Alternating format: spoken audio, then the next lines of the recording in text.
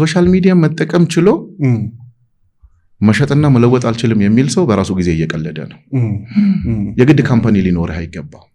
አብርሃም አለው ከዛ እኔ መጣና ደግሞ ያንተ ምርቶች በነፃ አስተዋውቃለሁ። ከዛ በኋላ ይሄን ምርት የምትፈልጉ ከሆነ ፕሊዝ ኮንታክት ሚ የኔን ቁጥር ነው ማስቀምጠው በማ ፕሮዳክት ላይ ባንተ ፕሮዳክት ላይ። ከዛ አንተ ጋር መጣና አብርሽ 100 ሰዎች ያንተ ካምፓኒ ላይ ፕሮዳክት ሊገዙ ይመጣሉ በዚህ ዋጋ ተስማምቻና ኮሚሽኔን አስቀምጥልኝ።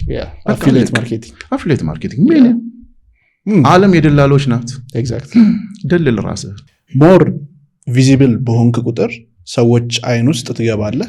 ሞር ሰዎች አይን ውስጥ በገባህ ቁጥር ሰዎች ያምኑሃል። ባመኑህ ቁጥር የምትፈልገውን መልእክትም ሊሆን ይችላል የምትፈልገውን አገልግሎት ካለህም ያንን አገልግሎት ለማድረስም በጣም ቀላሉ መንገድ ይሆናል። ነገር ግን አብዛኛው ሰው ያልገባው አብሶ ደግሞ አሁን እየጀመሩ ያሉ ሶሻል ሚዲያ ተጠቃሚዎች አሉ እንዴት አድርጌ ልታይ ብለው የማይሆን ነገር ሲያደርጉ ይታያል። አንድ ሰው በምን አይነት መንገድ ቢጠቀም ነው ቫይራል ሊወጣ የሚችለው? ይኸውልህ ቫይራል ሁለት አይነት ነው። እሺ በሚሊዮን የሚታይ ቫይራል፣ በሚሊዮን የማይታይ 100 ሰው 200 ሰው ብቻ የሚያየው ቫይራል። በሚሊዮን የሚታይ ቫይራል ለመሳቅ ብቻ ለቁም ነገር አይደለም። ሲደብረው አንተ ጋር መጥቶ ሚስቅ ከሆነ ለቁም ነገር አትፈለግ። ኮሜዲያን ካልሆንክ ኮሜዲያን ስራው ነው ማሳቅ። ከዛ ውጪ ግን እኔ ዓለም ላይ ዞር ዞር ብላችሁ እኛም ሀገር ውስጥ ያሉ ሚሊዮን ፎሎወር ያላቸው ሰዎች አሉ። 200 ፎሎወር ያለው ሰው ግን ተጽዕኖ ፈጣሪ ያለ ማስታወቂያ የሚሰራ ስርዓት ያለው ለራሱም ለትውልድም የሚሆን ማለት ነው። እቺን ነው መለየት ያለባቸው። ቫይራል የምትሆነው ለምንድን ነው? አስክ ዮርሰልፍ ዋይ። ለምን አብርሃም ለምንድን ነው አላይቭን የከፈተው? ህይወቱን ሊለውጥ አገሩን የሰዎችን ኤክስፒሪየንስ ወደ ሜዳ አምጥቶ ከዚህ እንዲማሩ ማድረግ እኮ ነው። አብዛኛው እኮ ዓላማ የለው። ቲክቶክን ከፍቻለሁ ይሉኛል፣ አልሄድ ብሎኛል፣ ምን ላርግ ይላል። አንደኛ የሱ ፔጅ ላይ ስትገባ ይረብሻል። ጠዋት የለቀቀው ሌላ፣ ከሰዓት የሚለቀው ሌላ። አንዳንድ ጊዜ ደግሞ የሱንም የአገሩንም ሁሉን ነገር የማይመጥን ነገር። አሁን ደስ የሚለው ይኸውልህ ሚዲያ ኤሌክትሮኒክ ሚዲያ እና ፕሪንት ሚዲያ ይባላል ድሮ ማለት ነው። አሁን ግን ሶሻል ሚዲያ ተጨመረበት ከኤሌክትሮኒክ ሚዲያ ማለት ነው። ሳንሱር የለው፣ ኤዲቲንግ የለው። ከዛ በኋላ ይሉኝታ የለው። ሁሉም ሰው ምድር ላይ ያለው ሰው ሁሉ ጋዜጠኛ ሆነ፣ ሁሉም ተንታኝ ሆነ። ግን ስንት ሰው ይሰማሃል? ዛሬ ዋሽተህ ያልሆነውን ሆነዋል ብለህ ዛሬ ነው ያየዋል አይደግሞ። ከዛ በኋላ ትዘጋውና እንደገና ትቆይና በአዲስ መልክ ምግብ ጀምረናል ትላለህ። አረ ትናንትና ያበላህን ምግብ ረሳሽው እንዴ? ይልሱልሃል። አሁን ቫይራል የሆኑ ታዋቂ የሆኑ ሰዎች አሉ፣ በጣም ግን ስርዓት የሌላቸውን ነገር የሚፈጽሙ ማለት ነው። አንድ ማስታወቂያ ከሱ ጋር ለመስራት ትፈራለህ። ኖዳት ፎቶ አብረው ለመነሳት ልትደበርበት ትፈልጋለህ። ስለዚህ እዚህ ጋር ነው መለየት ያለባቸው። አንተ ማታምንበትን ቅድም ያልኩት እምነት ልክ እንደ ምግብ ቤት ነው። ምግብ ቤት ስትከፍት አሁን ሰዎች ጥሩ ምግብ ሰርተናል ይላሉ። አንተ ራስህ ህዝብውንና ብላና ያው ለአንተ ያልጣፈጠ ምግብ ለኔ አይጣፍጥም። የፈለከውን ያህል ብትሰራ ማለት ነው። አንተ ያላመንክበትን ሶሻል ሚዲያ እኔ መጥቼ አንተ ላይ ላስተዋውቅ፣ አንተ ያፈርክበት አረ ደናደር ነገና ጀራባ አይሆንም።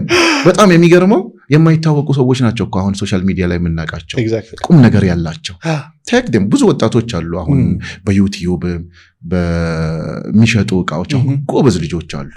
እንደዚህ ከተለያዩ ሀገር ቻይና ምናምን እቃ አምጥተው ይሄ ለእንትን ይጠቅማል ጊዜ የላቸው፣ በማስታወቂያው ላይ ነው ያላቸው። ብታያቸው ፎሎወሮቻቸው ኦኬ 100,000 ኦር ከዛም በታች ምናምን ነው። ግን አብዛኛውን ጊዜ ደግሞ ሰው አሁን ሶሻል ሚዲያ ደግሞ ከባዱ ነገር ምን እንደቀማን ታውቃለህ? እንቅልፍ። ያልተኛ ሰው ደግሞ ጤነኛ አይደለም። ምንም በቀን ስንት ሰዓት ነው የምታየው? እሱ ብቻ አይደለም፣ ኢራ ኦፍ ዲስትራክሽን ይባላል። ይሄ የግርግር የራብሻ ያ ዲስትራክሽን ምን ነው የሚያመጣው? ሎክ ያው ማታ እንዲህ ሲል ሚድናይት ያልፋል የመተኛ ጊዜው። ሌሊት ላይ ደግሞ ብድግ ብሎ ለመጸዳጃ ቤት እንኳን ሲሄድ ስልኩን አያምነውም፣ እንደገና ያምናል። ከእንቅልፉ ጠዋት ሲነሳ ኢቨን ባለትዳር ሆኖ ሚስት ያለው ሚስቱን ውዴ እንዴት አደርሽ አይልም፣ ስልኩን ነው እንዴት አደርክ የሚለው። ተመልከት። ከዛ በኋላ ትራንስፖርት አለ፣ ትምህርት ቤት አለ፣ ስራ አለ፣ ስብሰባ አለ። ከዛ በኋላ በመሃል ደግሞ አለ ሶሻል ሚዲያ። ከዛ ሲመሽስ ታክሲ ላይ አለ። ቤት ሲገባ ደግሞ ወንድ ከሆነ በዚህ እጅ ሞባይል ነው፣ በዚህ እጅ ደግሞ ሪሞት ነው። ይሄ ሰውዬ ምንድነው ሽክርክሪት ውስጥ ነው ያለው። ቆሞ ማለት አብዛኛው ሰው አይተኛም። ካልተኛ እንቅልፍ ካልተኛ አይደለም። ጠዋት 1 ሰዓት ከ20 ጀምሮ አዲስ አበባ ውስጥ ከተማው እኮ በክላክስ ነው እኮ የምትቀወጠው። ሲቼክ አድርጉ ልቀቅልኝ ይላል። ለምን ማታ አልተኛማ። ጠዋት ሲነሳ የልጆች ትምህርት ይረፍድበታል። ኧረ ተነሱ ውጡ፣ ቁርስ አልደረሰኝ፣ ጫማ የታል፣ ደብተር የታል። ደን መንገድ ላይ ሲነዳ ምን ይመጣበታል? መንገድ ሁሉ ይዘጋጋል። ከዛ እኔና ልጆቼን ብቻ ትምህርት ቤት ላድርስ ክፈቱልኝ፣ የኔ ነው መንገዱ። የሶሻል ሚዲያ ትሩፋት ብስጭት ይበዛል አሁን ሰው ጋር በጣም። ስለዚህ ምንድነው ያልተኛ ሰው ለብስጭት ቅርብ ነው። ስለዚህ ለእንቅልፋችሁ ሶሻል ሚዲያችሁን እጅ ፍሬን ያዙበት፣ ጊዜ ስጡት፣ ገደብ ስጡት። እንደ ሶሻል ሚዲያ ደግሞ ጥሩ ነገር የለም በነገራችን ላይ። ይህ ትማትም ለመማርም በቂ ነው ቲክቶክ፣ ለማበድም ለማልቀስም ቲክቶክ በቂ ነው። ግን የምትመርጠው ኒች ይወስነው። አሁንም ውይይታችን እንደቀጠለ ነው፣ አልጨረስንም። ነገር ግን እስኪ እስካሁን የተማራችሁትን ነገር አንድ ጊዜ ኮመንት ላይ ጻፉልን። ከዚያም ደግሞ ሰብስክራይብ ማድረጋችሁን እርግጠኛ ሁኑ። መልካም ቆይታ። ሚዲያ ላይ የምንለቃቸው ቲክቶክም ሊሆን ይችላል፣ ሌሎቹ ፌስቡክም ምንም የምንለቃቸው ነገሮች አንዳንድ ጊዜ ሰው ጋር ይደርሱና ሰው ያውቃል፣ ሰው ይወዳል፣ ያከብራል። ግን የአንተን አገልግሎት ለመውሰድ አንተ ጋር የሆነ ነገር መኖር መቻል አለበት። ወይ ስኪል መኖር አለበት፣ ወይ ፕሮዳክት መኖር አለበት፣ ወይ በጎ አድራጎትም ከሆነ የሆነ ነገር መኖር አለበት። አንዳንድ ሰው ያ ነገር ሳይኖረው በቃ ዝም ብሎ ፖስት ያደርጋል። ከዛ ሰው ሲል ምንም ነገር የለውም። ሰዎች የመጣውን ትራፊክ እንዴት አድርገው ወደ የአብዛኛው ሰው ጥያቄ ነው። ብዙ ፎሎወር አለኝ ስንት ብር ይከፍልሃል ይላል ህዝቡ ደግሞ። ምክንያቱም 900,000 ሰው አለ፣ 1.5 አለ ስንት ብር እያገኘ ነው ይላል። አየህ ህዝብ እንዴት እንደሰለጠነ። አንተ የምትለቀው ግን አልሰለጠንክ። ይሄን ሁሉ ሰው መሰብሰብ ከቻልክ ምን ነው እያጎረስክ ያለው? ሶሻል ሚዲያ ኖሮ ይኸውላችሁ አንድ እውነት ትንሽም ይኑርህ ትልቅም ይኑርህ የምትሸጠው ነገር መኖር አለበት። ዓለም የመሸጥና የመለወጥ ጥያቄ ነው። በቃ የፈለግከውን ነገር ትምህርት ቤትም ስትሄድ ከአስተማሪው ትምህርት ነው የምትገዛው፣ እውቀት ነው የምትወስደው። አንተ ጋር የምትገዛው እውቀት ነው የምትገዛው፣ ሰርቪስም ይሁን ፕሮዳክትም ይሁን። አሁን ግን ዓለም ላይ ያሉት ትልልቅ የሶሻል ሚዲያ ኢንፍሉዌንሰሮችም አላቸው። ግማሹ በኔትወርኪንግ ቢዝነስ፣ ግማሹ ፕሮዳክት ውስጥ አለ። አሁን ጭላንጭል ይታያል እኛ ሀገር ላይ።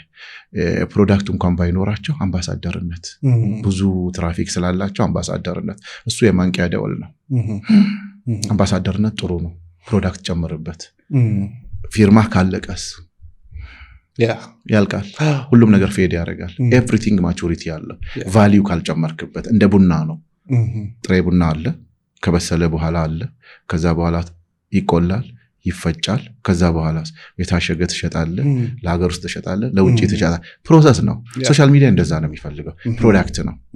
ፕሮዳክት ከሌለ ያንተ ኢንፍሉዌንስ ማምጣት ከፎቶ አይዘልም፣ ከይቅርታ ጋር ነው። ከፎቶ አይዘልም። በቃ ሰዎች ፎቶ ከአንተ ጋር ተነስተው because you are famous።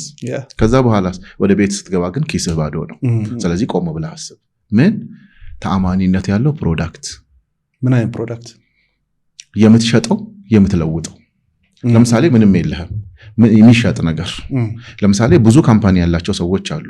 የነሱን ሴልስ ፓርት ወስደ ተአማኒነት ስላለ የሚመጥንህን ቦታ መርጠ ከነሱ ጋር የሽያጭ አገልግሎት መሄድ።